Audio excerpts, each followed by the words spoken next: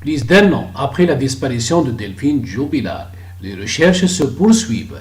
Des experts sont actuellement en train d'analyser des traces de sang retrouvées dans la voiture d'un proche de Sédic Jubilar. Le verdict a eu lieu le 30 mars dernier. En attendant, la famille de la jeune famille a disparu, notamment sa cousine, publie régulièrement des messages à son attention sur Facebook. Lolita a créé une page sur le réseau social donnant de soutien aux familles de Delphine aux Aguel, sur lequel elle a partagé un nouveau message.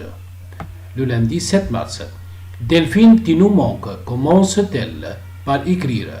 Tous les jours, nous pensons à toi, à tes deux enfants qui souffrent terriblement de ton absence. Lolita souhaite plus que tout savoir où sa cousine se trouve, notamment pour les enfants de cette dernière, afin que aussi sachent ce qui est arrivé à leur mère.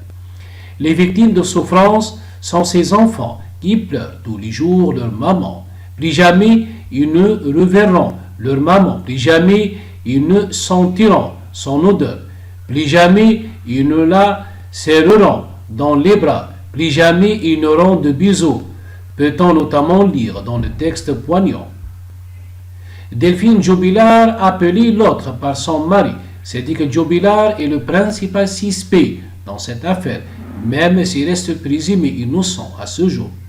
Depuis qu'il est incarcéré à la maison d'arrêt de CSS, le père de famille ne cesse de parler de façon négative de sa femme disparue. Son ancien co-détenu a dévoilé quelques confidences qu'il lui aurait faites en cellule. Il en parle en termes très méprisants.